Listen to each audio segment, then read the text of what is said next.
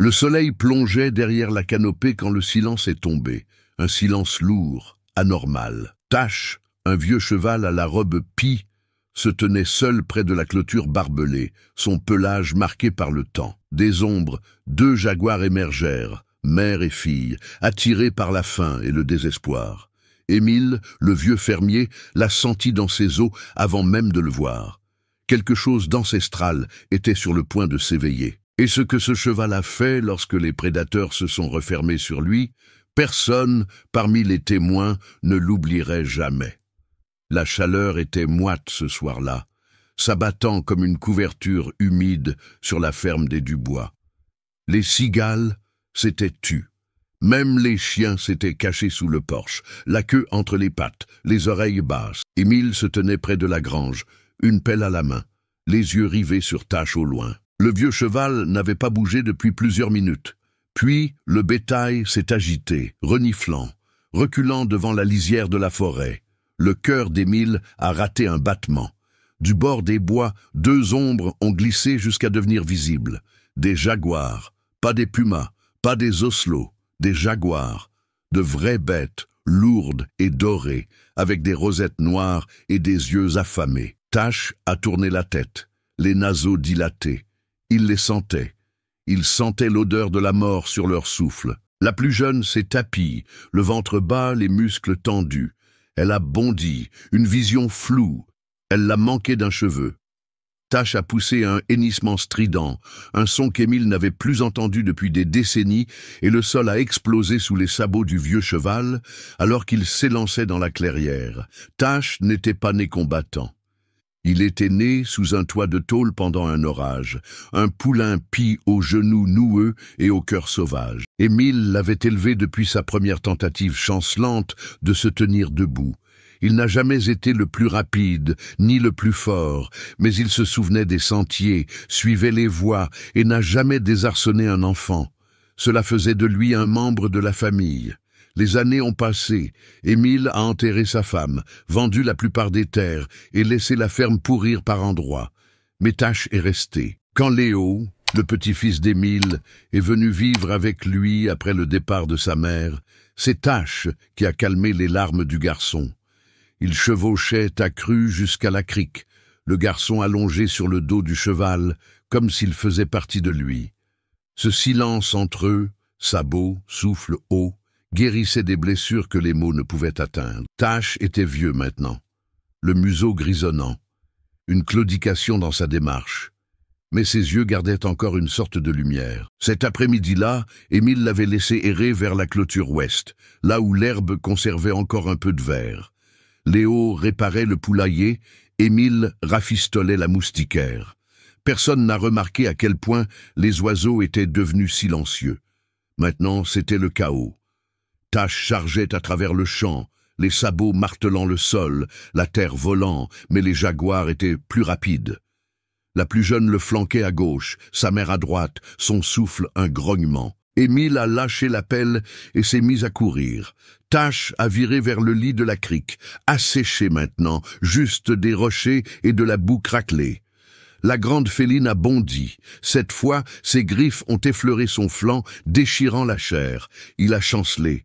Derrière lui, elle a atterri, léchant le sang de sa patte. Le cheval a continué d'avancer en sang. Le souffle d'Émile est devenu haletant. Il a attrapé la machette rouillée sur la balustrade du porche et a piqué un sprint. Léo a entendu le bruit et a couru aussi, pieds-nus, confus, terrifié. Le vieil homme a atteint la clôture juste à temps pour voir Tash trébucher à nouveau près du chêne sec. Les jaguars s'approchaient, silencieux et sur d'eux. Émile a hurlé. Il a brandi la lame. « Laissez-le tranquille !» Les prédateurs ont marqué une pause. Un instant, juste assez longtemps. Tash, tremblant, s'est forcé à se redresser. Mais le sang, il continuait de couler. Et la forêt n'en avait pas encore fini. Ce que Tash voulait était simple, rester utile, être vu, compter. Il ne tirait plus de charrette, ni ne portait de selle, mais il restait près des champs, les oreilles toujours tournées quand Émile l'appelait. Il trottait, lentement, mais sûrement, comme pour dire « Je suis toujours là, mon vieux ». Et Émile le savait. Il ne parlait pas beaucoup de la mort, Puis il avait commencé à préparer Léo, au vieillissement, au lâcher-prise. Il n'a jamais mentionné Tash directement, mais le garçon a compris. Ils ont tous compris. Un hiver de plus, peut-être 2. Mais personne n'avait imaginé cela. Alors que Tash boitait vers le fourré près de la crique, sa patte arrière trempée de sang, Léo est sorti de la remise avec la vieille carabine .22 d'Émile. Trop légère pour les prédateurs, mais assez bruyante pour effrayer. « Papy !»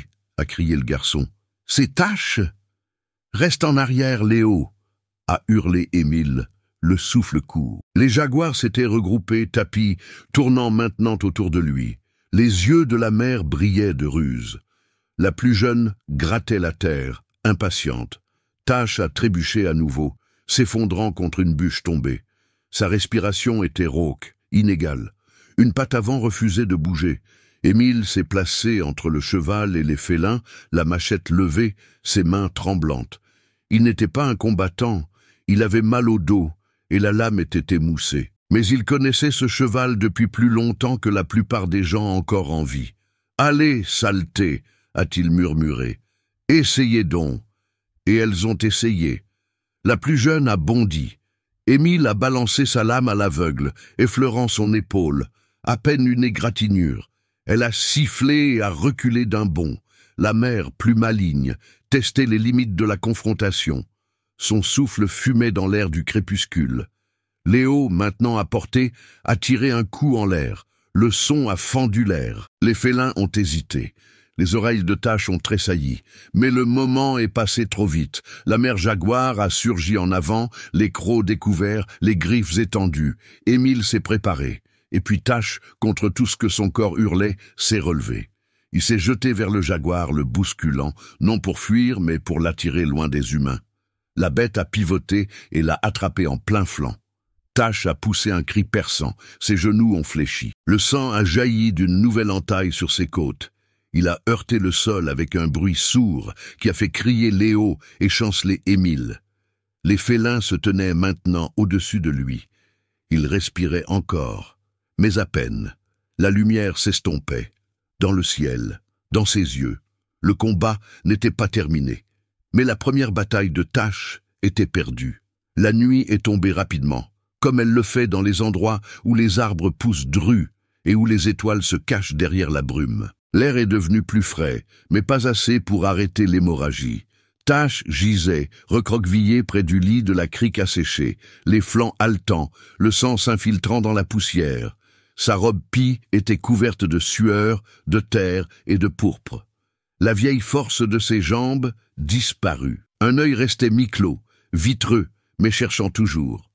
Léo était assis à côté de lui, murmurant son nom encore et encore. « Ça va aller, Tash. Tu vas t'en sortir. Respire, c'est tout. » Mais respirer semblait être une guerre en soi. Chaque inspiration était comme du fil de fer barbelé dans sa poitrine. Chaque expiration était accompagnée d'un gémissement.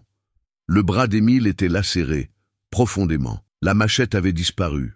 Projeté sur le côté, il avait noué sa chemise de flanelle autour de la blessure, mais le sang la transperçait. Pourtant, il s'est accroupi près de la tête du cheval, pressant son front contre celui de Tash. « Je suis là, mon grand », a-t-il murmuré. « Je te tiens. » Quelque part au-delà de la clairière, les jaguars attendaient, observant, reniflant.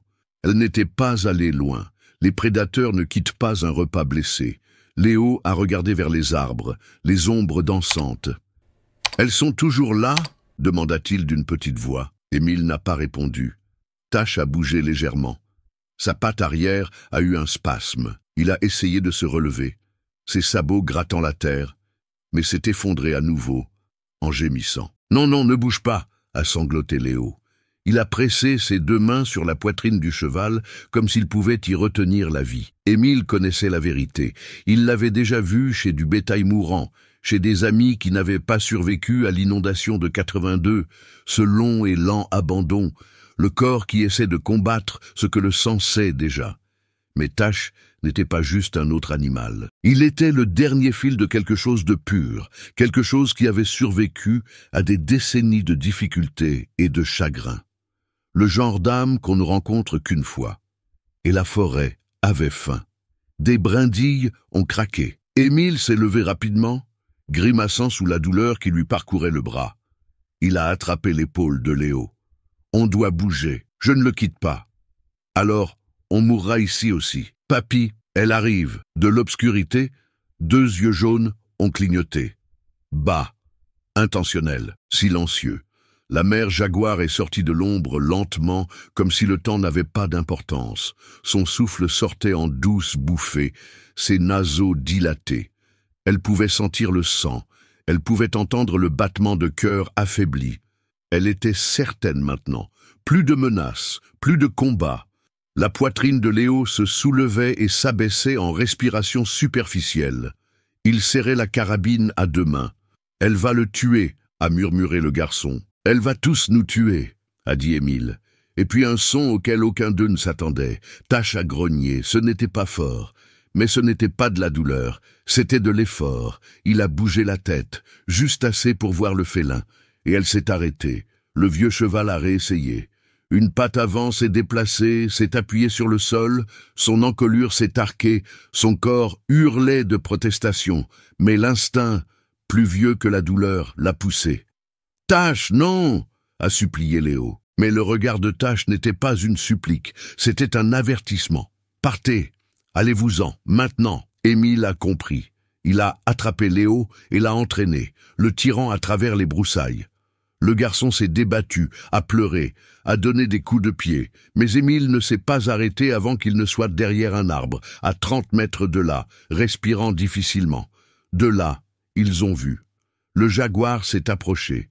Et Tache s'est levé, il s'est levé. Ses jambes tremblaient comme des branches cassées, mais il s'est redressé, un membre après l'autre, jusqu'à ce que la bête devant lui ne semble plus si sûre d'elle. Il n'a pas couru, il n'a pas fui, il a attendu. Le sang coulait de ses blessures, fumant dans l'air de la nuit. La féline a sifflé, Tache a tapé du sabot une fois, comme pour dire « Je suis toujours là ».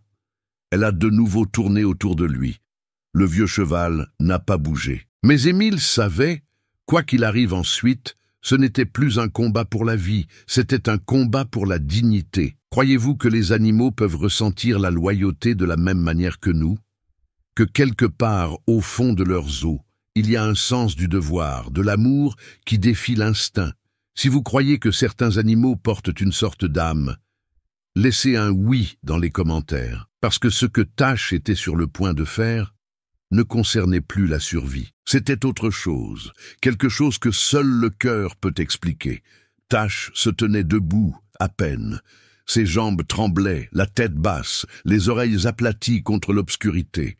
Le sang coulait toujours des entailles le long de son flanc, tachant la terre à chaque battement de cœur. Mais quelque chose avait changé, non pas dans son corps qui se brisait, mais dans son esprit. Il la voyait, le jaguar, tapi, attendant une faiblesse. Et il n'a pas bronché. Un souvenir a fait surface. Non pas de douleur, mais de la crique. Le garçon Léo, pieds nus sur son dos, les bras étendus comme des ailes. Émile sifflant depuis la rive. L'eau scintillant au soleil. La paix, la confiance, l'amour. C'était la vie qu'il avait portée. C'était la vie qu'il portait encore. Il n'était pas un cheval de guerre, ni un champion, juste un animal de ferme aux sabots fissurés et aux yeux voilés. Mais à cet instant, sous la voûte d'une nuit sans Dieu, il sentit quelque chose d'ancien s'agiter. Pas la rage, pas la peur. Une raison d'être. Derrière les arbres, Léo a murmuré à travers ses larmes « Il essaie de nous protéger ». Émile n'a rien dit. Il a juste hoché la tête, la mâchoire serrée, les mains tremblantes. Le jaguar a fait un pas en avant. Tache a levé la tête. Son souffle a frémi, mais ses yeux se sont verrouillés sur les siens. Pas encore. La féline a marqué une pause. Elle était jeune, forte, mais elle n'était pas stupide. La proie s'était relevée alors qu'elle aurait dû tomber. Cela signifiait quelque chose. Pourtant, la faim l'emporte sur le doute. Elle s'est approchée à pas de loup. Et Tache a fait un pas chancelant vers elle, pas en s'éloignant. Vers elle, chaque pas était délibéré, douloureux, lent. Mais il ne s'agissait plus de vitesse maintenant. Il s'agissait d'un message. Tu ne les auras pas. Pas cette nuit. Pas comme ça. Les oreilles du jaguar ont tressailli. Sa queue a fouetté l'air. Elle a grogné sourdement. Tash ne s'est pas arrêté. Il s'est avancé comme un fantôme refusant de s'effacer, les os endoloris, le sang réchauffant sa poitrine. Le garçon, l'homme, son troupeau, ils étaient derrière lui. Il savait ce que cela signifiait. Il était la ligne de défense, et c'était le moment où il a cessé de courir. Les jambes avant de Tash ont fléchi une fois, mais il s'est rattrapé avant de tomber. Le poids de son corps semblait impossible, chaque respiration plus lourde que la précédente. La douleur dans ses côtes brûlait comme un feu, aigu et sauvage, mais il l'a refoulée, se concentrant plutôt sur l'espace entre eux. Le jaguar l'observait, prudent maintenant, pas effrayé, juste incertain. Derrière la lisière des arbres, Léo a murmuré « Pourquoi ne court-il pas ?» Émile a répondu à voix basse. Parce que certains animaux ne le font pas. Le vieil homme n'a pas expliqué davantage. Il n'en avait pas besoin. Léo a compris. Parfois, il n'y a plus d'endroit où courir. Parfois, tout ce qui reste, c'est de tenir bon. Tash a fait un autre pas. Sa patte arrière droite traînait légèrement, le muscle déchiré tremblant. Mais il a avancé. Un pas de plus, puis un autre. Il n'était pas rapide, il n'était pas bruyant, mais il était indéniable. Le jaguar a déplacé son poids. Il n'était pas habitué à cela. Sa mère lui avait appris à s'attendre à la panique, à la fuite, à la peur. Pas à cette vieille bête brisée se relevant du sang et de la poussière pour le défier. Tash s'est arrêté à quelques mètres de lui maintenant. Il a soufflé de l'air par ses naseaux, un souffle sec, humide, défiant. Et puis, il a attendu. Ses oreilles sont restées pointées vers l'avant. Son corps, bien que faible, se tenait fermement. Et pendant un instant, la jungle elle-même a retenu son souffle. Puis sont venus les tremblements. Ses muscles ont commencé à le trahir. Un genou a tremblé violemment. Sa poitrine se soulevait trop vite. Ses jambes, à vif sous la tension, hurlaient pour s'effondrer. Mais il a refusé. Il avait plus que des poumons et des tendons pour le maintenir debout. Il avait la mémoire, il avait le devoir, il avait l'amour. Cela lui a donné des secondes qu'il ne possédait pas physiquement. Le jaguar a de nouveau sifflé. C'est tendu. Émile a saisi le bras de Léo, prêt à bouger, mais Tash n'a pas reculé. Pas d'un pouce. Même dans l'agonie, il semblait grandir, comme s'il se souvenait de ce qu'il était, comme s'il choisissait ceci, être le mur, être le bouclier, être la dernière foutue chose entre cet animal et les gens qu'il aimait. Le vent a tourné. Il portait l'odeur cuivrée du sang, la tension épaisse de la violence sur le point d'éclater. Tash pouvait sentir son poids sur le sol, les muscles du jaguar tendus comme un arc. Elle était prête, un clignement d'yeux, un souffle, et elle frapperait. Mais il n'a pas bougé. Il s'est souvenu de la grange, des matins où Léo lui glissait des morceaux de sucre dans la paume, de la façon dont Émile lui parlait, non pas comme un propriétaire, mais comme un égal. Des longues promenades jusqu'à la crique. Des nuits avec les étoiles au-dessus et les grenouilles qui chantaient en bas. Il s'est souvenu de qui il était. Et cela signifiait qu'il ne pouvait pas faire demi-tour. La queue du jaguar a cessé de s'agiter. Ses oreilles se sont aplaties. Elle a fait son choix. Elle a bondi, mais pas sur lui. Elle a coupé sur le côté, vers les arbres, vers l'endroit où le garçon avait murmuré. Léo. Tash a réagi d'instinct. Ses sabots ont déchiré la terre. Un son, profond et furieux, a éclaté de sa poitrine, non pas comme un hennissement, mais comme un rugissement guttural et brut. Il a couru, pas pour s'éloigner, vers elle. Ce n'était pas un galop, c'était une poussée désespérée de cœur et de volonté, de mémoire et de feu. Son corps hurlait de protestation, son flanc s'est ouvert davantage. Mais il s'en fichait, il lui restait un dernier travail dans cette vie, protéger. Émile a vu la scène se dérouler, mais était trop loin pour l'atteindre. « Léo, à terre !» a-t-il crié. Le garçon s'est baissé. Tash a percuté le jaguar en pleine course. Ils sont tous les deux tombés au sol dans un enchevêtrement de griffes, de sabots, de fourrures et de fureur. Un cri bestial, étranger, a déchiré l'air. Léo s'est bouché les oreilles. Émile a trébuché en avant, tombant à genoux. Le combat était brutal, à sens unique. Le jaguar était plus jeune, plus rapide, fait pour ça. Mais Tash n'était pas une proie. Pas cette nuit. Il a mordu. Il a donné des coups de pied, il a piétiné, et quand elle a passé ses griffes sur son cou, il n'a pas crié. Il a chargé plus fort, jusqu'à ce que, à bout de souffle et étourdie, elle recule en chancelant. Puis, accourut, dans les bois, disparut. Tash est resté immobile, les flancs haletants, la poitrine déchirée. Il s'est tourné, lentement, délibérément, vers Émile et Léo. Ses jambes ont vacillé, ses oreilles ont tressailli. Et puis, finalement, elles ont lâché. Il s'est effondré, pas comme une chute, plutôt comme une reddition. Un guerrier qui avait tenu sa promesse et qui n'avait plus rien à donner. Tash a heurté le sol durement, son corps soulevant de la poussière, alors que sa poitrine s'affaissait sous le poids de l'épuisement. Ses jambes se sont repliées sous lui, les sabots tressaillants, les flancs ouverts. Le silence qui a suivi a semblé contre nature. Trop lourd pour la forêt, trop final. Léo a hurlé « Tash !» Il a couru vers le cheval, trébuchant dans les sous-bois, tombant sur des racines. Émile a crié derrière lui, trop faible pour l'arrêter. Le garçon est tombé à genoux à côté de l'animal mourant, plaquant ses deux mains sur sa poitrine tremblante. « S'il te plaît », a-t-il murmuré. « S'il te plaît, ne pars pas. » Tash a cligné des yeux, une fois, lentement et irrégulièrement. Mais il était toujours là. À peine. Émile les a rejoints, en boitillant, saignant de sa propre blessure. Il est tombé à côté du garçon, serrant Léo dans un bras, l'autre reposant doucement sur le flanc chaud du cheval. « Il est encore avec nous », a dit Émile, la voix rauque, « mais plus pour longtemps. » Ils sont restés là dans la poussière, l'homme, le garçon et la bête, tous brisés de différentes manières. Les bois autour d'eux étaient de nouveau silencieux. Le jaguar était parti, mais aucun d'eux ne faisait confiance à l'obscurité. Léo a appuyé son front contre celui de Tash. « Tu m'as sauvé », a-t-il murmuré. « Tu nous as sauvés. » L'oreille de Tash a légèrement tressailli. C'était tout. Une brise a traversé les arbres, effleurant les feuilles comme des doigts sur la peau. Quelques lucioles se sont allumées. Les étoiles ont tenté de percer les nuages. Puis, un autre son, un léger bruissement. Un craquement de branches. Émile a levé les yeux, se raidissant. Non, le second jaguar, la mère. Elle est sortie des ombres, massive et lente, ses yeux brillants d'or dans le noir.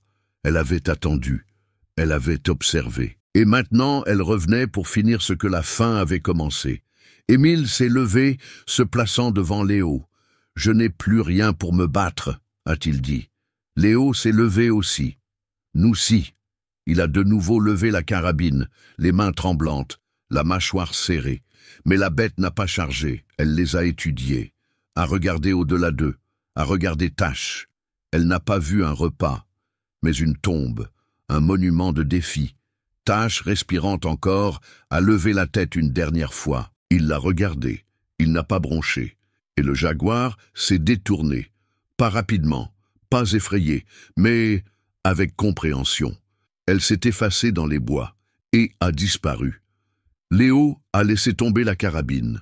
Des larmes coulaient sur son visage, rapides et chaudes. Émile s'est rassis par terre, enroulant son bras autour du garçon. Ils se sont tournés vers Tash. Il était immobile. Aucun frémissement, aucun souffle. Son œil était mi-clos, tourné vers les étoiles, et il ne s'est pas fermé. Le garçon a de nouveau posé sa main sur la poitrine. Rien, plus de chaleur, plus de combat. Tash était parti, mais la forêt autour d'eux ne l'a pas repris. Pas encore, comme si même la nature sauvage retenait son souffle pour ce qu'il avait fait. Les deux humains sont restés là, longtemps après que la nuit eut avalé le ciel, longtemps après que le danger fut passé. Ils n'ont pas parlé, parce qu'il n'y avait plus rien à dire. Seulement le bruit des feuilles et l'héritage d'un cheval qui a choisi de rester debout. Ils ont enterré Tash sous le grand fromager près de la crique, là où l'herbe poussait drue et où le vent murmurait toujours. Léo a sculpté un marqueur en bois brut, en forme de cheval au galop, et l'a placé à la tête de la tombe. Il penchait un peu, mais il tenait debout, tout comme Tash. Émile n'a pas dit grand-chose pendant l'enterrement. Il a juste travaillé. Une pelletée à la fois, régulier, silencieux. Quand la terre a finalement recouvert le dernier morceau de la robe ensanglantée, il a posé un unique fer à cheval dessus, l'un des premiers que Tash ait jamais porté. « Repose-toi, mon vieux », a-t-il dit. « Tu l'as bien mérité. » Dans les jours qui ont suivi, les jaguars ne sont jamais revenus. La forêt semblait différente, comme si quelque chose de sacré s'y était produit. Quelque chose que même les prédateurs respectaient. Léo a cessé de pleurer au bout d'un moment. Mais il visitait toujours la tombe chaque matin avant les corvées. Parfois, il apportait des pommes. Parfois, il s'asseyait simplement. Il parlait au marqueur en bois comme si Tash pouvait encore l'entendre. Et peut-être le pouvait-il. Parce que certaines vies ne s'arrêtent pas. Elles résonnent à travers la terre qu'elles ont foulée, les mains qu'elles ont touchées, les cœurs qu'elles ont protégés. Tash n'était pas juste un cheval. Il était un bouclier, un gardien. Un souvenir gravé dans l'os, et pour Léo, il était la preuve que l'amour ne ressemble pas toujours à de la douceur.